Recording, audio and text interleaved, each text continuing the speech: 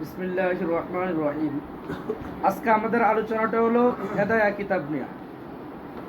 তো হেদায়া কিতাব নিয়ে আলোচনাটাকে আমি দুইটা ভাগে ভাগ করছি। আসলে চাচ্ছিলাম যে এক দর্শে হেদায়ার আলোচনাটা শেষ করে দিব, কিন্তু এটা আসলে সম্ভব না। এক দর্শে শেষ করলে এটা আরো আওলা জাওলা হয়ে যাবে। এজন্যে হেদায়ার আলোচনাটা আজকে যেটা হবে এটা কিছুটা হবে, আর বাকিটা আগামীকালকে হবে। আজকে হবে যে হেদায়া কিতাব সম্পর্কে জানা, হেদায়া কিতাবের কি কি শুরুহাত আছে, হেদায়া কিতাবটা কিভাবে পড়া যায়, এটার গুরুত্ব কি ইত্যাদি। আর আগামীকালকে যেটা হবে এটা বর্তমান যুগে সবচেয়ে গুরুত্বপূর্ণ, বর্তমান যুগে সবচেয়ে গুরুত্বপূর্ণ যে হেদায়ার হাদিস নিয়ে হলো আপত্তি মানুষের। হেদায়ার মধ্যে প্রচুর পরিমাণ জয়ীফ হাদিস পাওয়া যাচ্ছে, তাহলে তো হানাফি মাযহাবের ভিত্তি কিসের উপর? জয়ীফ হাদিসের উপর। তাহলে মাযহাবিরা আরও বেশি এই প্রশ্নটা করে। তো এজন্যে এইটা সম্পর্কে আগামীকালকে মুস্তাকিল দরস হবে, ওইটা ফন্নি আকারে বলতে হবে।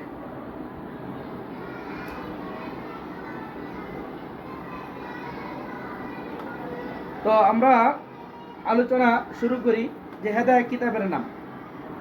তো হেদায়া তো আসলে মূলত বেদায়ার এটার মতন হলো বেদায়া, বেদায়াতুল মুক্তাদি।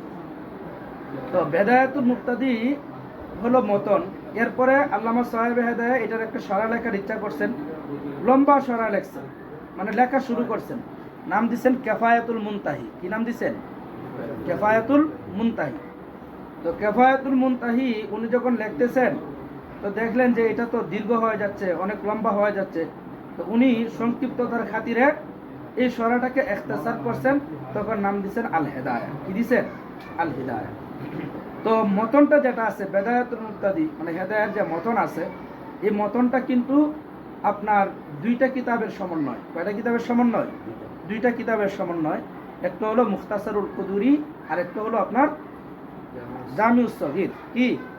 জামিউস সগীর, আল জামিউস সগীর আর কি।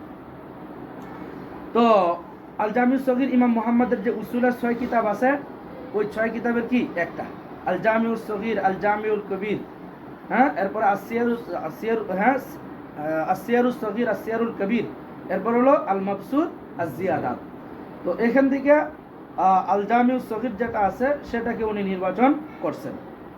আর ইমাম মুহাম্মদ রহমতুল্লাহ আলাইহির যে তারতিব আছে, ওই তারতিবটাকে কি করছেন উনি লক্ষ্য রাখছেন হেদায়া কিতাবের মধ্যে। এটা তাবাররুকান বিল ইমাম মুহাম্মদ, ইমাম মুহাম্মদের দ্বারা বরকত লাভের আশা।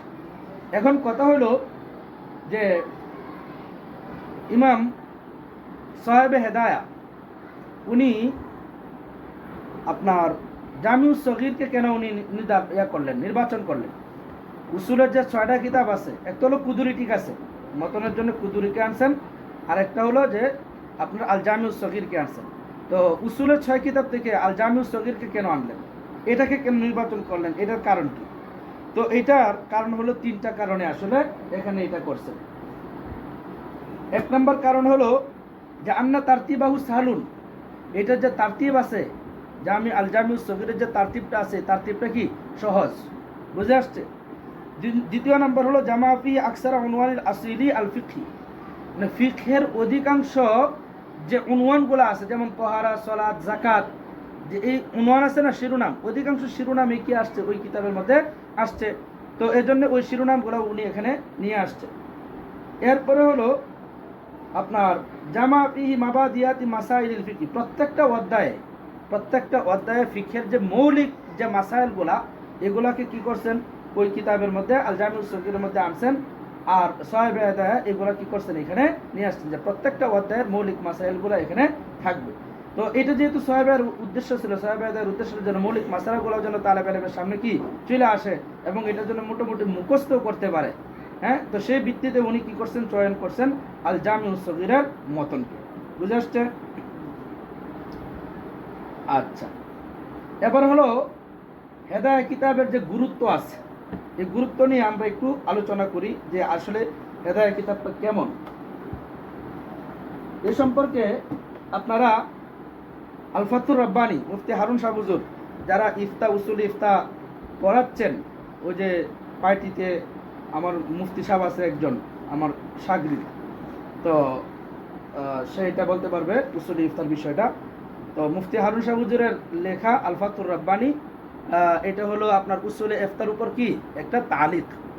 শাইখুল ইসলাম আল্লামা মুফতি তাকি উসমানী দামাত বারকাতুহুম এর যে ইয়া আছে উসুলে ইফতা আছে, এটার উপরে একটা কি তালিক, বুঝে আসছে? তো এই জন্যে এখানে আপনারা এখান থেকে কিছু নসুস দেখবেন 421 নম্বর পৃষ্ঠা এই কিতাবের 421 নম্বর।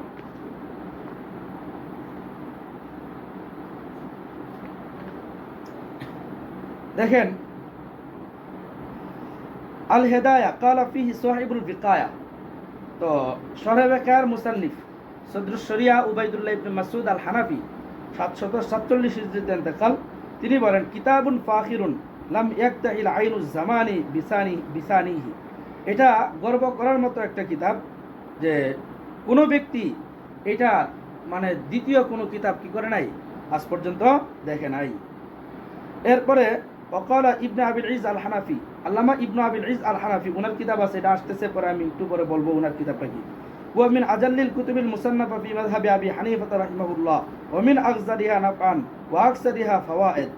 তো বলতেছে যে এটা হানাফি মাযহাবের খুবই মানে গুরুত্বপূর্ণ একটা কিতাব এবং এটার নাফা অনেক বেশি এবং এটার ফায়দাও কি অনেক বেশি।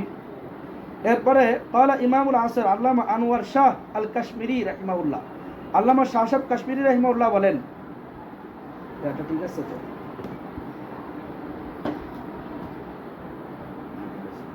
আল্লামা শাহ সাহেব কাশ্মীরি রাহিমাহুল্লাহ বলেন লাইসা ফি আসফারিল মাযাহিবিল আরবা কিতাবুন বিমাসাবাতি কিতাবিল হিদায়া ফি তালখিস কালামিল কওম ওয়া হুসনি তা'বীরিহির রায়ক ওয়াল জাম'i লিল মুহিম্মাত ফি তাফাক্কুহি নাফসিন বিকালিমাতিন কুল্লিহা দুরারুন ওয়া গুরারুন। যে বলতেছে যে চার মাযহাবের মধ্যে আইম্মায়ে কেরামের বক্তব্যের সার নির্যাস সুন্দরভাবে পেশ করার জন্যে হেদায়ের মতো আর কোনো কিতাব কি এখানে না। এটা ফিকহে মুকারানের কিতাব। ফিকহে মুকারান একটা হলো আপনার যে এই ফিকহে মুকারান হলো আপনার এই চার মাযহাবের তুলনামূলক কি থাকবে এখানে, বিশ্লেষণ থাকবে। চার মাযহাব বা বিভিন্ন মাযহাবের কি থাকবে এখানে, বিশ্লেষণ ধর্মী আলোচনা থাকবে। এটাকে বলা ফিকহে মুকারান। অনেকে ফিকহে মুকারিন পড়ে, শব্দটা ফিকহে মুকারিন না, ফিকহে মুকারান। তো এই মানে একাধিক মাযহাবের আলোচনা এখানে থাকবে, থাকার পরে প্রত্যেকটা মাযহাবের দলিল আদিল্লা নিয়ে কি করবে এখানে তুলনামূলক বিশ্লেষণ করবে। এরপরে শাহ সাহেব কাশ্মীর আরো বলেন ওয়াকালা আইজান লা ইউদরিকু শাবা সাহিবিল হিদায়া ফি ফিকহি আলফু ফাকিহিন মিসলু সাহিবিদ দুররিল মুখতার। যে 1000 দুররে মুখতারের লেখকের মতো 1000 লেখকও যদি আসে তারপরেও সাহেবে হেদায়ার ফিকহে যে মাকাম আছে সেটা কি করতে পারবে না, সেটা ছুঁতে পারবে না। আর দুররুল মুখতার যেটা হাশে ইবনে আবিদিনের কি আছে মতন, বুঝে আসছে? রদ্দুল মুখতার আলা দুররিল মুখতার। তো ইবনে আবিদিন শামী বা ফতোয়ে শামীর যে মতন আছে আপনার আদ-দুররুল মুখতার, এটার লেখক হলেন আল্লামা আলাউদ্দিন আল হাসকাফি রাহিমাহুল্লাহ 1088 হিজরিতে ইন্তেকাল। তো উনি বড় ফকি ছিলেন, কি ছিলেন? বড় ফকি ছিলেন। তো বলতেছে যে উনার মতো ফকি 1000ও যদি আসে তারপরেও সাহেবে হেদায়ার ধার কাছেও কি করতে পারবে না, যাইতে পারবে না। কারণ কি? ফাইন্না সাহেবে হেদায়া ফকিহুন নফস ইলমুহু ইলমুস সদর ওয়া ইলমু সাহিবুদ দুররিল মুখতার ইলমুস সুহুফ ওয়াল আসফার ওয়া ইন্নাল বাউনা বাইনাহুমা লা বাঈদুন। তো বলতেছে যে সাহেবে হেদায়া উনি ছিলেন ফকিহুন নফস ছিলেন। ফকিহুন নফস বলা হয় খালাতা বিদামিহি ওয়া লাহমিহি, যার রক্তে মাংসে কি মিশে গেছে, ফিক মিশে গেছে। মানে ওনার তবিয়তটাই কি হয়ে গেছে, ফিক হয়ে গেছে। ওনার হায়াত, ওনার চাল চলন, কথাবার্তা সব কিছুর মধ্যে তুমি কি পাও, ফাকাহাত খুঁজে পাও। এটাকে বলা হয় কি ফকিহুন নফস। বুঝে আসছে? আমাদের আকাবিরদের মধ্যে আল্লামা রশিদ আহমদ গাঙ্গুহি রহমতুল্লাহ আলাইহি কি ছিলেন? ফকিহুন নফস ছিলেন, ফকিহুন নফস ছিলেন। ইবনে আবিদিন শামী বা ফতোয়ে শামী নাম শুনলে তো আমরা একবারে লাভ দেই না, কিন্তু আল্লামা আনোয়ার শাহ কাশ্মীরি রহমতুল্লাহ আলাইহি বলছেন ইন্দি শাইখুনা আল গাঙ্গুহি আফকাহু মিনাল আল্লামা ইবনে আবিদিন শামী। আমার কাছে আমাদের যে গাঙ্গুহি আছে ওনার উস্তাদ, কিন্তু আল্লামা গাঙ্গুহি ওনার উস্তাদ। আমাদের উস্তাদ আল্লামা রশিদ আহমদ গাঙ্গুহি রহিমাহুল্লাহ উনি আল্লামা ইবনে আবিদিন শামীর চেয়েও কি ছিলেন? বড় ফকি ছিলেন। উনি ফকিহুন নফস ছিলেন। কি ছিলেন? ফকিহুন নফস ছিলেন। ওনাকে বলা হয় ইমামে রাব্বানি আবু হানিফা সানি, দ্বিতীয় আবু হানিফা বলা হবে নাকি, বুঝে আসছে? তো সাহেবে হেদায়া ফকিহুন নফস ছিলেন। এরপরে শাহ সাহেব কাশ্মীর আরো বলেন সাআলানি বাদুল ফুজালা হাল তাকদিরু আলা আন তুআল্লিফা কিতাবান মিসলা ফাতুল কাদির ওয়া হুয়া শারহুল হিদায়াহ ফি দিক্কা ওয়াত তাহরির। ও আল্লামা কাশ্মীরি, তুমি কি ফাতুল কাদিরের মতো একটা কিতাব লিখতে পারবা? ফাতুল কাদির অনেক উচ্চ মাকামের কিতাব না, এটা আসতেছে একটু পরে। তো শাহ সাহেব কাশ্মীরি কইছে হ্যাঁ লিখতে পারবো, ফাতুল কাদিরের মতো কিতাব লেখা আমার পক্ষে সম্ভব। মানে খাতিমাতুল মুহাক্কিকিন আল্লামা ইবনুল হুমাম এর লিখিত কিতাব। আকুলু নাম বলা ওয়া মিসলুল হিদায়াহ, কিন্তু আপনি কি হেদায়ের মতো কিতাব লিখতে পারবেন? আকুলু কাল্লা ওয়ালাউ ইদ্দাত আসরিন, ও না না, একবারও সম্ভব না, অন্তত 2-3 লাইনও আমি হেদায়ের মতো লিখতে পারবো না। মানে হেদায়ের মধ্যে এত পরিমাণ জিনিস কি আছে, লুকায়িত মণিমুক্ত লুকায়িত আছে। আমার পক্ষে হেদায়ের মতো কিতাবের মানে কিতাব লেখা তো দূরের কথা, হেদায়ের 2-3 লাইনও আমি কি করতে পারবো না, লিখতে পারবো না।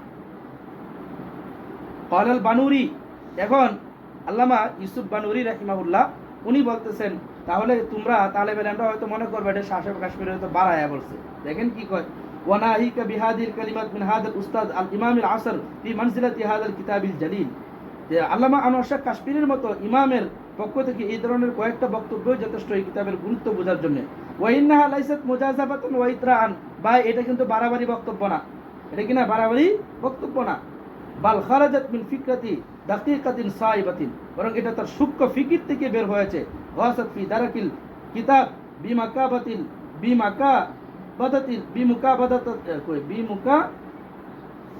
মুকাবাদাতিল আনাই ওয়াত তাবি, যে উনি এই কিতাব বুঝার জন্য অনেক কষ্ট স্বীকার করেছেন। ফাকাদ্দামা দুরারা তাহকিকিহি লিল কওম আল্লাতী আখরাজাহা আন দারকিহি বাদা বুরহাতিন নাদার, দীর্ঘ সময় এটা মুতালা করার পরে ওনার তাহকিকি বক্তব্য কোনটা বের হয়েছে, যে মাত্র যেটা বলা হয়েছে সেটাই। ওয়াকাল শেখ আব্দুল ফাত্তাহ আবু গুদ্দা, আর শেখ আব্দুল ফাত্তাহ আবু গুদ্দা রাহিমাহুল্লাহ বলেন, ওয়া হুয়া মিন আযমি কুতুবিল ফিকহিল হানাফি আল্লাতী তুতানা বিদ-দালিল ওয়াত তা'লিল ওয়াল মুহাকামা বাইনাল মাযাহিবিল ফিকহিয়া, এটা ফিকহ হানাফির সবচেয়ে বিশাল একটা কিতাব, যেখানে দলিল এবং ইল্লত একসাথে বর্ণনা করা হয়, দলিল আকলি দলিল নকলি উভয়টা বর্ণনা করা হয়, এবং চার মাযহাবের এবং ফিকহি মাযহাবের বিশ্লেষণ করা হয়।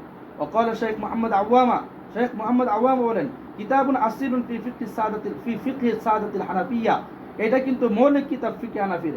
আলাইহি ইতিমাদু জুল্লু মান জাআ বাদাহু, পরবর্তীতে যারাই এসেছে তারাই কিন্তু এই কিতাবের উপর কি রেখেছেন, ভরসা রেখেছেন। এরপরে বাস্তব জীবন থেকে বুঝি যে শাহ সাহেব কাশ্মীরি বলছে যে হেদায়ের মধ্যে এত কিছু লুকায়িত আছে, এটা একটা বাস্তব উদাহরণ দিই। শাইখুল ইসলাম আল্লামা মুফতি তাকি উসমানী দামাত বারকাতুহুম পাকিস্তানের সুপ্রিম কোর্টের শরিয়া বিভাগের কি ছিলেন, জাস্টিস, বিচারপতি ছিলেন। তাই বুঝো না এই কথা? তো ওনাকে জিজ্ঞাসা করা হয়েছে যে আপনি এত বড় বিচারপতি কেমনে হয়েছেন, এত কিছু কেমনে জানেন? উনি বলছেন যে আমি হেদায়া ভালো করে পড়ার কারণে কি হয়েছি, আজকে এই মাকামে পৌঁছেছি। তো হেদায়া উনি ভালো, এটা আইনের কিতাব না, সবকিছু এখানে আছে না। লয়ার ওনাকে বলা হয়তো কি লয়ার জাস্টিস, এত বড় লয়ার জাস্টিস যে হয়েছেন কি কইরা, হেদায়া কইরা। তো এটা যদি ভালোভাবে পড়া যায় ফন্নি ব্যক্তির কাছে, তাহলে তুমিও কি হয়ে যাবা, ইসলামী লয়ার হয়ে যাবা। দ্বিতীয় নাম্বার, আল্লামা মুফতি ফয়জুল্লাহ রাহিমাহুল্লাহ, এটা যারা লাইনে ধরছে যারা চেরা, এটা তোমরা শুনছো, আগেরগুলা তোমরা শোনো না, আগেরগুলা বলি নাই। মুফতি ফয়জুল্লাহ রাহিমাহুল্লাহ ওনার অভ্যাস ছিল প্রতিদিন রাতে কি করতেন, হেদায়া মুতালা করতেন। এরপরে একদিন উনি রাতের বেলায় ওনার এক মুতাআল্লিকিন মুহিব্বিনের বাসায় উনি দাওয়াতের জন্য গেছেন।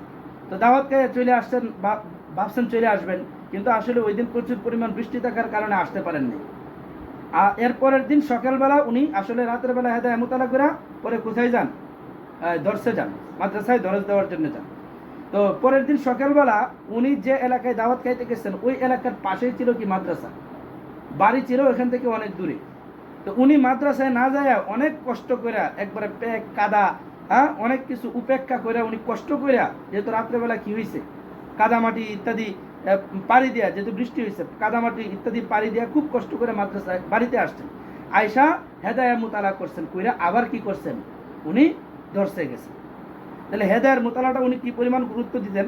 শুধু এটাই শেষ না, এরপরে দেখো উনি কি বলেন, যে ইন্নি তোয়ালাতুল হেদায়া কামিলান 17 মাররাতান, আমি 17 বার হেদায়া কি করছি, পরিপূর্ণভাবে মোতালা করছি। আমি 17 বার হেদায়াকে পরিপূর্ণভাবে মোতালা করছি, এটা হলো ওনার মনে আছে 17 বার। ওয়ালা আহফাজু কাম জিতু যালিকাল আদাদ, এর চেয়ে যে আরো কতবার করছে এটা হিসাব ছাড়া, মানে এটার হিসাব সংখ্যা পরে আর দিতে পারি না। তো দেখো এমনি তো মুফতি হয়ে যায় না। এরপরে আল্লামা শামসুল হক ফরিদপুরি রাহিমাহুল্লাহ উনি হেদায়াতকে 65 বার মুতালা করছেন। কতবার? মুজাহিদে আজম আল্লামা শামসুল হক ফরিদপুরি রাহিমাহুল্লাহ উনি 65 বার কি করছেন? মুতালা করছেন। আর আল্লামা সিরাজউদ্দিন ওমর ইবনে আলী আল কিনানি, সিরাজউদ্দিন ওমর ইবনে আলী আল কিনানি 829 হিজরিতে ইন্তেকাল। তো উনাকে বলা হয়তো কারিয়ে হেদায়া। কি হেদায়া? কারিয়ে হেদায়া, মানে হেদায়ার কারি বলা হয়তো। কারণ উনি আল্লামা আকমালউদ্দিন আল বাবিরতি, আকমালউদ্দিন আল বাবিরতি উনার কিতাব আসতেছে একটু পরে। তো আল্লামা আকমালউদ্দিন আল বাবিরতির কাছে উনি 16 মাররাতান, প্রায় কতবার? 16 বার হেদায়া করছেন। 16 বার কি করছেন? হেদায়া করছেন। এজন্য ওনাকে কারিয়ে হেদায়া বলা হয়। বুঝে আসছে? তো এজন্য হেদায়া কিতাবের কি রয়েছে? আলাদা একটা গুরুত্ব তো আছেই। তো এই জিনিসটা আমরা এখান থেকে বুঝে মানে আমাদের বুঝে আসছে।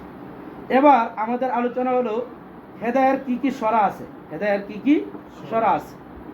তো হেদায়ার সরাগুলোর মধ্যে 1 নম্বরে ফাতহুল কাদির লিল আজিজিল ফাকির। ফাতহুল কাদির লিল আজিজিল ফাকির, এই মারুফ আছে ধরছে? দেখি তো মারুফ। হ্যাঁ, তোমার জন্য কিন্তু এই দরজ খুবই গুরুত্বপূর্ণ, ঠিক আছে? আচ্ছা, এবার মিউট করো। ফাতহুল কাদির লিল আজিজিল ফাকির লিশাইখ আল্লামা কামাল ইবনুল হুমাম। আল্লামা ইবনুল হুমাম রাহিমাহুল্লাহ লেখা, যাকে খাতিমাতুল মুহাক্কিকিন বলা হয়। তো দেখো এখানে ফাতহুল কাদিরটা কিন্তু উনি শেষ করতে পারেন নাই লেখা, এটা মনে রাখবা।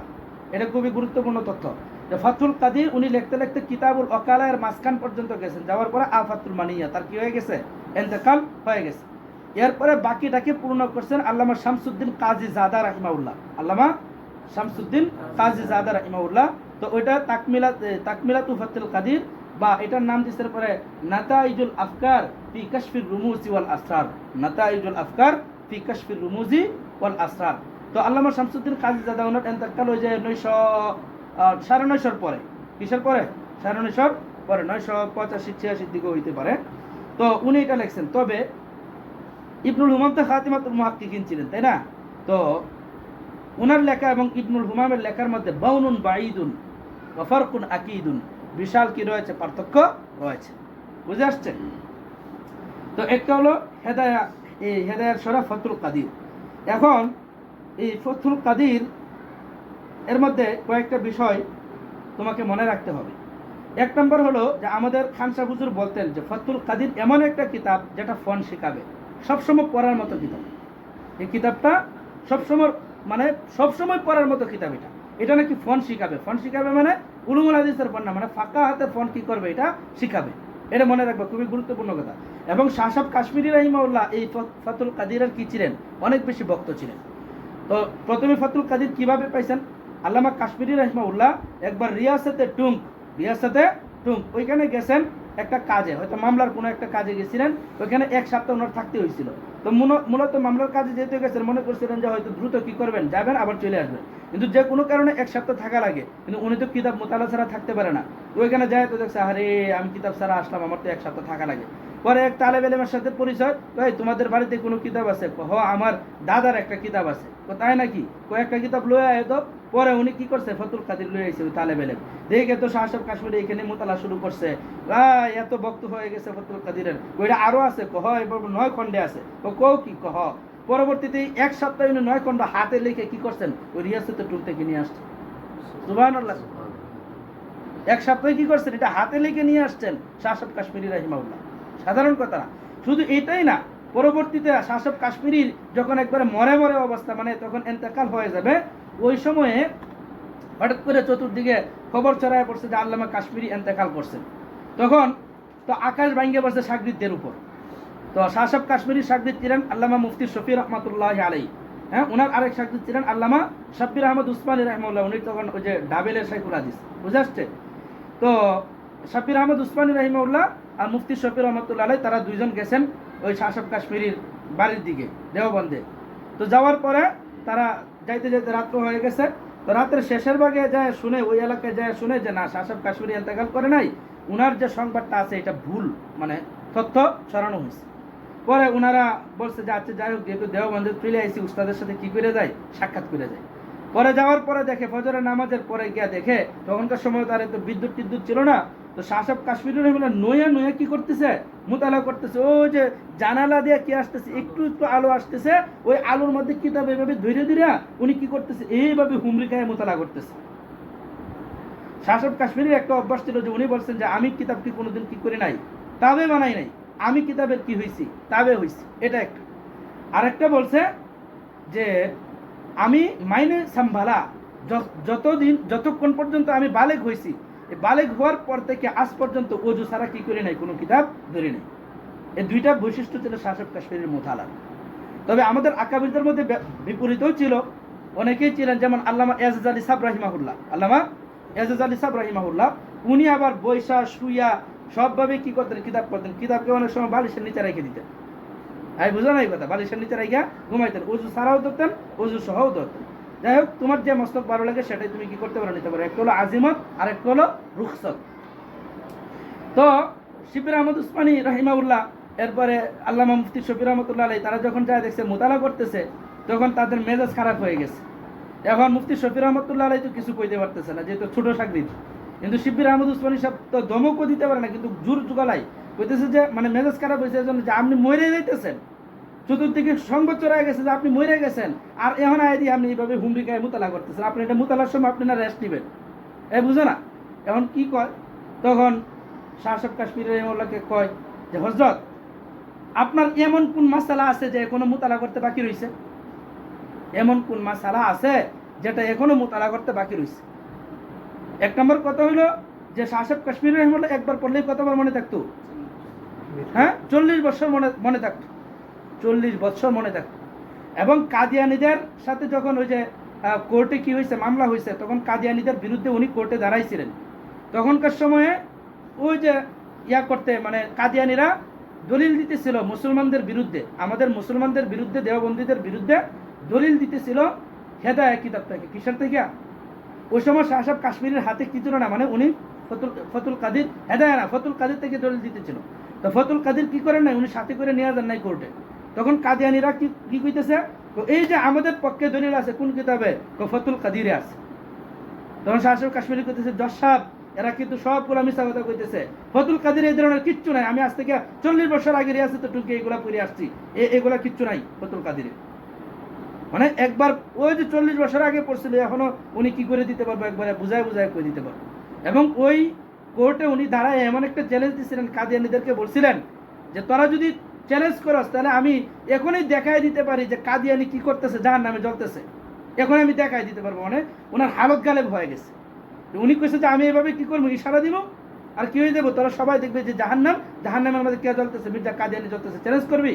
তো কাদিয়ানিরা ভয়ে এই চ্যালেঞ্জ গ্রহণ করে নাই, যদি দেখায় দেয়, বুঝো না কথা। তো আমাদের আকাবিরদের হালত গালেব হয়ে যেত। একবার ওই যে শাইখুল ইসলাম আল্লামা হুসেন আহমদ মাদানী রাহিমাহুল্লাহ 1377 দিতে এন্তেকাল, উনি মদিনা শরীফে বসে দরজ দিতেছেন, বুখারীর দরজ দিতেছেন। তখন ওই যে হায়াতুন নবীর মাসালা আছে যে আল আম্বিয়া ওয়া ইয়াউন ফি কুবুরিহিম, সমস্ত নবীগণ কবরে জীবিত। তখন তালেবেল আমরা প্রশ্ন করতেছে নবীরা কবরে জীবিত কেমনে, এই বিষয়টা বুঝতেছে না, বারবার প্রশ্ন করতেছে। তো এক সময় মাদানী রহমতুল্লাহ কি হয়ে গেছে, হালত গালেব হয়ে গেছে। 18 বছর দরজ দিচ্ছেন উনি সেই ইয়াতে মদিনায় বসে। উনি একবার কইতেছে ওই এভাবে মানে হাতে ইশারা দিচ্ছে, এভাবে রওজা মুবারকের দিকে, ওই সবাই তাকায় দেখো রাসূল সাল্লাল্লাহু আলাইহি ওয়াসাল্লাম বসে আছে।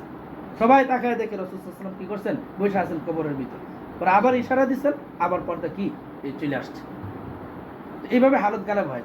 তো ওইখানে শিবির আহমদ উসমানী রাহিমাহুল্লাহ উনি মেজাজ খারাপ করে কয় কি, আপনার কোন মাসালা আছে যে এখন আপনি কি করেন নাই, এটা মুতালা করেন নাই? আর যদি মুতালা কইরেই থাক, মানে যদি কোনো মাসালা বাকি থাকে, তাহলে আমাদের মতো গিলমানরা কেন লাগে এখনো আছে, আমাদের মতো বালক টালক যারা আছে আমাদেরকে বলেন, আমরা এটা দিই, আমরা মুতালা করে দিই, এটা বাইর করে দিই আপনার যদি কোনো কিছু প্রয়োজন হয়। পরে শাহ সাহেব কাশ্মীরি এমন এক জবাব দিছে, বলতেছে ভাই কি আর করুঙ্গা, এ বি এক বিমার হে, ভাই কি করবো, মুতালা করাও তো আমার একটা অসুস্থতা, মানে এটা আমার সবসময় কি করা লাগে, এই হলো ফতুল কাদির। তো ফতুল কাদিরের এই কথাটা শুনছি আমি এর কাছ থেকে, খানসা হুজুর যখন বলছেন এই ঘটনা, হুজুর বলছেন যে শাহ সাহেব কাশ্মীরি ওই সময় ফতুল কাদির পড়তেছিলেন। কিন্তু আমার আরেক উস্তাদ শাইখুল ইসলাম শাইখুল হাদিস ওয়াত তাফসীর আল্লামা মুফতি দেলাওয়ার হোসেন দামাত বরকাতুম, হুজুর বলছেন যে ফতোয়ে শামী পড়তেছেন, ফতোয়ে শামী পড়তেছেন। আচ্ছা, এই হলো ফতুল কাদিরের গুরুত্ব। শাহ সাহেব কাশ্মীরের ব্যাপারে আরেকটা কথা, যে গাজী ট্যাঙ্কি নিয়ে কি হয়েছিল, উনি উপস্থিত হয়েছিল, এটা তো সবাই জানো, একজন জানে আর বাকিরা অনেকে জানে না। তো আল্লামা কাশ্মীরি রাহিমাহুল্লাহ উনি এত এলেম থেকে পাইছে। তো খান সাহেব হুজুর বলেন এখানে একটা স্বপ্নের ব্যাখ্যার ব্যাপারে আলোচনা করছেন যে দারুল উলুম দেওবন্দের এক সময় বোর্ডিং থেকে খাবার দেওয়া হইতো। তো এক তালেব এলেম বেয়াদবি করছে বাবুর্চির সাথে, মানে মাদ্রাসার খানা এটা তার পছন্দ হয় নাই, সে ইটাতে কি করছে ফালায় দিচ্ছে। তো এটা ওই সময়ের যে মুতামিম সাহেব ছিলেন, তো মুতামিম সাহেবের বিষয়টা কি হয় নাই, পছন্দ হয় না, সম্ভবতই আছেন হুজ্জাতুল ইসলাম আল্লামা কাসেম নানুতুবি, বা ওই সময় মুতামিম কে ছিলেন হয়তো, হ্যাঁ কাজী তৈয়ব সাহেব রহমতুল্লাহ আলাইহি, হ্যাঁ আচ্ছা কাজী তৈয়ব সাহেব রহমতুল্লাহ আলাইহি বলছে আমার তেরা, আমার মনে নাই হঠাৎ করে ওই সময় মুতামিম কে ছিল, অনেক আগে এ করছি তাও করছি। তো পরে মুতামিম সাহেব বলছেন যে ইয়া করো রেজিস্টার কার্ড দেখো, মানে এই তালেব এলেম আমার মাদ্রাসার কিনা ছাত্র না। পরে রেজিস্টার কার্ড খুলে দেখা হয়েছে যে আসলে এই তালেব এলেম কিনা এই মাদ্রাসার ছাত্র না। পরে মুতামিম সাহেবকে জিজ্ঞাসা করা হয়েছে আপনি কিভাবে বুঝলেন যে এই মাদ্রাসার ছাত্র না? আমি একবার স্বপ্ন দেখছি যে দারুল উলুম দেওবন্দে একটা দুধের কুয়া, এখান থেকে আয়সা চতুর দিক থেকে বিশ্ব থেকে তালেব এলেমরা আয়সা এখান থেকে কিনিতেছে, দুধ নিয়ে যাইতেছে। তো দুধের সাথে কিন্তু কি আছে, এলেমের সম্পর্ক আছে। দুধের সাথে কি আছে, এলেমের সম্পর্ক আছে। রাসূল সাল্লাল্লাহু আলাইহি ওয়াসাল্লাম বলছেন দুধটা হলো এলেমের কি রূপ, বাহ্যিক রূপ, বুঝে আসছে? এজন্য দুধ বেশি বেশি খাওয়ার চেষ্টা করবা। আচ্ছা, তো দুধ নিয়ে যাইতেছে, কেউ যদি স্বপ্নে দেখে যে কি খাইতেছে, দুধ খাইতেছে, তাই বুঝবা যে একটা কিছু পাই বসে, বুঝছনি কথা। এজন্য স্বপ্নে দুধ খাইতে পারলে ভালো।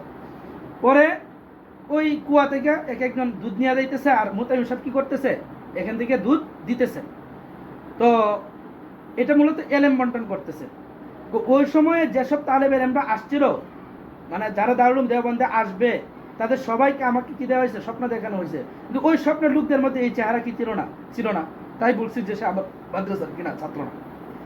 এরপরে এই স্বপ্নের ব্যাখ্যা আরেকটা কথা বলা হয়, ওই সময় যে পরিমাণ পাত্র নিয়ে আসছে, সে ওই পরিমাণ কি পাবে, দারুল উলুম দেওবন্দ থেকে এলেম পাবে।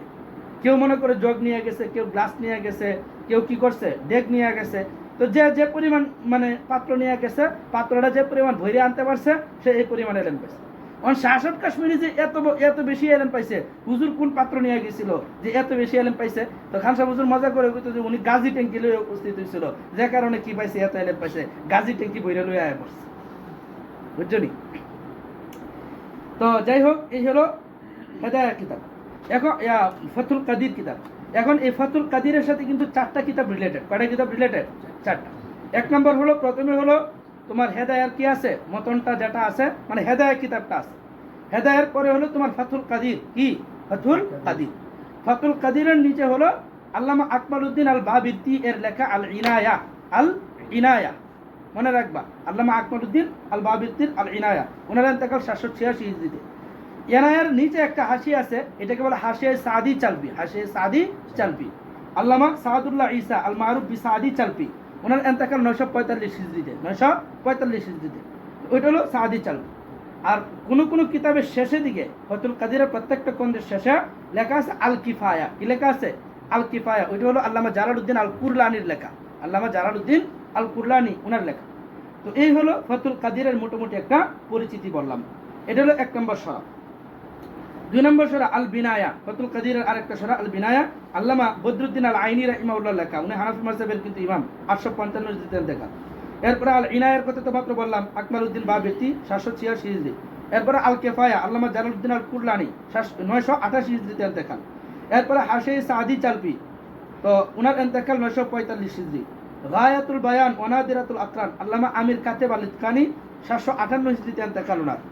এরপরে এখানে হাসিয়া আছে, হেদায়ার যে হাসিয়াটা আছে, প্রথম 2 খণ্ডের উপর যে হাসিয়াটা, এটা হলো আল্লামা আব্দুল হাই লখনবী। হেদায়া আউয়ালাইনের উপর যে হাসিয়া, এটা হলো আল্লামা আব্দুল হাই লখনবীর। আর হেদায়া আখেরাইনের উপর যে হাসিয়া, এটা হলো ওনার আব্বা আল্লামা আব্দুল হালিম আল লখনবীর। এটা মনে রাখবা সবাই। এরপরে আল গায়া, তো শরহুল হেদায়া, এটা আল্লামা আবুল আব্বাস আস-সারুজি, উনি ফিকহের ইমাম ছিলেন। আবুল আব্বাস আস-সারুজি 710 হিজরিতে ইন্তেকাল। এটাকে উনি পূর্ণ করতে পারেন নাই, পরে এই কিতাবকে পূর্ণ করছেন আরেকজন আল্লামা সাদউদ্দিন আদ-দিরি রাহিমাহুল্লাহ। আল্লামা সাদউদ্দিন আদ-দিরি, ওনার ইন্তেকাল 867 হিজরি। আরেকটা হলো আন-নিহায়া, কেউ বলেন এটা হলো হেদায়াত প্রথম সরা। লেখক করেন হুসামউদ্দিন হুসাইন ইবনে আলী আস-সাগনাকি, সুগনাকি, সবই পড়া যাবে ওনার পাবে। হুসামউদ্দিন হুসাইন ইবনে আলী আস-সাগনাকি বা সিগনাকি বা সুগনাকি, ওনার ইন্তেকাল 710 হিজরিতে। আরেকটা কিতাব আছে আল ফাওয়ায়েদ, কেউ বলেন যে না, এটা হলো হেদায়াত প্রথম সরা। ওনার নাম হলো হামিদউদ্দিন আদ-দরির আল বুখারী, 666 বা 667 হিজরিতে ইন্তেকাল। এরপরে আত-তানবীহ আলা মুশকিলাতিল হিদায়া ইবনে আবিল ইজ আল হানাফি, একটু আগে যে গেল ইবনে আবিল ইজ আল হানাফি, আত-তানবীহ আলা মুশকিলাতিল হিদায়া, এটা আছে আমাদের এই মাকতাবায়। এরপরে আল্লামা হিফজুর রহমান কুমিল্লাই, জামিয়া রহমানিয়ার যে হুজুর আছেন, জামিয়া রহমানিয়ার মুফতি সাহেব হুজুর, তো উনার কিতাব আছে মা ইয়ামবাগি বিহিল ইনায়া লিমান ইউতালিউল হিদায়া, যে ব্যক্তি হেদায়া মুতালা করতে চায় তার জন্য এই কিতাবটা পড়া উচিত। মা ইয়ামবাগি বিহিল ইনায়া লিমান ইউতালিউল হিদায়া। তো এই গেল মোটামুটি কয়েকটা কি সরার নাম তোমাদেরকে বললাম। এখন হলো হেদায়ার হাদিসের যে তাখরিজ আছে, হেদায়ার মধ্যে অনেক হাদিস আছে, এই হাদিসগুলো তুমি কোথায় পাইবা? এই হাদিসগুলো সম্পর্কে যদি তুমি জানতে চাও তাহলে কি কি কিতাব দেখবা? কি কি কিতাব দেখবা? এটা খুব ভালোভাবে মনে রাখবা। হেদায়ার মধ্যে একটা হাদিস আসছে, তো এই হাদিসটা সম্পর্কে আমি জানতে চাচ্ছি, তাহলে এই হাদিসটা আমি কোথায় দেখবো? এই হেদায়াত, এই হাদিসগুলো নিয়ে কাজ হয়েছে, বুঝে আসছে? তো হেদায়ার তাখরিজের মধ্যে এক নম্বর হলো নসবুর রায়া লিতাখরিজ আহাদিসিল হিদায়া, নসবুর রায়া লিতাখরিজ আহাদিসিল হিদায়া, আল্লামা জামালউদ্দিন আজ-জাইলাই রাহিমাহুল্লাহ, আল্লামা জামালউদ্দিন জাইলাই, 742 762 কত 762 হিজরিতে ইন্তেকাল জামালউদ্দিন জাইলাই। তো উনি কিন্তু মানে হানাফি মাযহাবের খুব কি ছিলেন, মানে প্রসিদ্ধ ইমাম ছিলেন, এবং উনি মুতাআসসিব ছিলেন না। কি ছিলেন না? তাআসসুব ওনার মধ্যে ছিল না। উনি মানে কি বলে মুতাদিল মানুষ ছিলেন। কি মানুষ ছিলেন? মুতাদিল মানুষ ছিলেন। তো এটা গেল একটা কিতাব। দ্বিতীয় নম্বর আল ইনায়া ফি মারিফাতি আহাদিসিল হিদায়া, আব্দুল কাদের আল কুরাশি, আব্দুল কাদের আল কুরাশি, 675 হিজরিতে ইন্তেকাল। এরপরে আদ-দিরায়া ফি মুনতাখাবি তাখরিজ আহাদিসিল হিদায়া। আরেকটা হলো দেরায়া, দেরায়া হলো হাফিজ ইবনে হাজার আসকালানি, যেটা হিন্দুস্তানি কিতাবের পাশেই দেওয়া আছে, আদ-দেরায়া, আদ-দেরায়া। এখন দেরায়া তাকে কতটুকু ইস্তেফাদা করতে পারবা, দেরায়াটার মান মাকাম এটা কোন পর্যায়ে, এটা আমি পরবর্তীতে হাদিসের আলোচনা যখন করব তখন ইনশাআল্লাহ দেরায়া সম্পর্কে আলোচনা করব, নাসবুর রায়া সম্পর্কে আলোচনা করব। আপাতত যে তাখরিজ করা হয়েছে এটার একটা লিস্ট নাও। এটা মূলত নসবুর রায়ের কিন্তু ইন্তেখাব, নসবুর রায়ের কি ইন্তেখাব। এরপরে মুনিয়াতুল আলমাই ফিমা ফাতা মিন তাখরিজ আহাদিসিল হিদায়া লিজাইলাই, আল্লামা কাসিম ইবনে কুতুবুগা আল হানাফি, 879 হিজরিতে ইন্তেকাল। এরপরে আত-তানবীহ আলা আহাদিসিল হিদায়া, আল্লামা ইবনুত তুর্কুমানি, আল্লামা ইবনুত তুর্কুমানি, 750 হিজরিতে ইন্তেকাল। এই গেল হেদায়াত তোমার কি তাখরিজের কয়েকটা কিতাবের নাম বললাম। এবার আসো হেদায়ার মধ্যে কাউলে মুফতাবি কিভাবে নির্ধারণ করে, কাউলে মুফতাবি কিভাবে নির্ধারণ করে। মুফতাবি মানে কোন কোলটাকে উনি প্রাধান্য দিচ্ছেন, কোন কোলটা অনুযায়ী হানাফি মাযহাবের মানে মুফতাবি এটার উপর ফতোয়া দেওয়া হয়েছে। এখানে তো অনেকগুলো দলিল আদিল্লা দিবেন, এক এক মাযহাবের বিশ্লেষণ করবেন, উনি কোনটাকে রাজে করতেছেন, কোনটা অনুযায়ী উনি মানে কোনটাকে উনি নির্বাচন করছেন, কোন মতটা অনুযায়ী ফতোয়া দিচ্ছেন, সেটা নির্ধারণ করবা কিভাবে। দেখো উসুল ইফতার মধ্যে আছে, তো উসুল ইফতার মধ্যে আছে যে যাকারা দলিল আল কাউল আর রাজিহ ফিল আখির। তো উনি কি করেন, যে মসলকটাকে প্রাধান্য দিচ্ছেন ওই মসলকের দলিলটা কি করেন, সর্বশেষ উল্লেখ করেন। কথার কথা 4 মাযহাবের আলোচনা করছেন, 3 মাযহাবের দলিল দিচ্ছেন, 4 নম্বর আয়েশা কি করছেন, হানাফি মাযহাবের দলিল দিচ্ছেন। তার মানে এই শেষটা কি উনার পছন্দনীয় মত। ওয়ায়ুজিবু আন দালাইল আকওয়ালিল উখার, আর অন্যান্যগুলো কি দেয়া দেন, অন্যান্য দলিলগুলো জবাব দেয়া দেন। তাহলে জবাব দেয়া দিচ্ছেন মানে ওইগুলো বাদ দিয়ে দিচ্ছেন। ফাদ-দলিলুল মাযকুর আখিরান, সুতরাং যে দলিলটাকে সর্বশেষ উল্লেখ করেন এদুল্লু আলা রুজআনি মাদলুলি ইনদাল মুআল্লিফ, মুআল্লিফের নিকট এটাই কি রাজে। বুঝে আসছে? তো এটা হলো তোমার একটা কিভাবে মুফতাবি কোল নির্ধারণ করা যায়, এটা একটা বললাম। এরপরে আমাদের আলোচনা হলো যে সাহাবে হেদায়েত তরজমা, মানে ওনার জীবনী কোন কোন জায়গায় পাইবা। তো জীবনী তো অনেক লম্বা, এটা এখানে বলার দরকার নাই।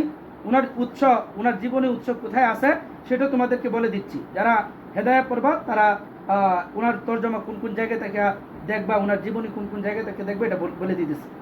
একটা হলো দিরাসাতুন হাদিসিয়া মুকারানা, দিরাসাতুন হাদিসিয়া মুকারানা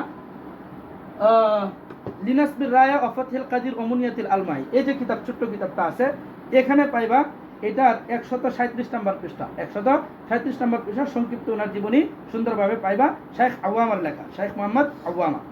সিয়ারু আলামিন নুবালাতে পাইবা, কোথায়? সিয়ারু আলামিন নুবালা, এই যে এখানে কিতাব আছে ইমাম যাহাবী রাহিমাহুল্লাহ, এখানে পাইবা সিয়ারু আলামিন নুবালা। আর ওনার ব্যাপারে আলাদা জীবনী লেখা আছে অলরেডি, একটাই কিতাব, এটা ওনার সম্পর্কে কি লেখা। তো আলাদা ওনার মুস্তাকিল জীবনী পাইবা, এটা তোমরা পড়বা। আল ইকদুস সামিন ফি তরজামাতি সাহিবিল হিদায়া বুরহানুদ্দিন, আল ইকদুস সামিন ফি তরজামাতি সাহিবিল হিদায়া বুরহানুদ্দিন, এটা লেখছেন হলো হামিদ ইবনে আলী আল ইমাদি মুফতিউল হানাফিয়া বিদিমাশক, দামেশকে হানাফি মাযহাবের কি ছিলেন, মুফতি ছিলেন আল্লামা হামিদ ইবনে আলী আল ইমাদি রাহিমাহুল্লাহ। তো উনি কিন্তু আল ফাতাওয়াল হামিদিয়ার লেখক, আল ফাতাওয়াল হামিদিয়া এর লেখক। উনার জন্ম হলো 1103 হিজরিতে, আর উনার এন্তেকাল হলো 1171 হিজরিতে। 1103 এর জন্ম, 1171 কি এন্তেকাল। এরপরে পাইবা হলো কাশফুজ জুনুনে, কোথায়, কাশফুজ জুনুন আন আসামিল কুতুব ওয়াল ফুনুন, হাজী খলিফা, ওইখানে পাইবা। আল জাওয়াহিরুল মুদিয়া ফি তাবাকাতিল হানাফিয়া, এটা একটু ইয়া দিও তো, অফ দাও, অফ অফ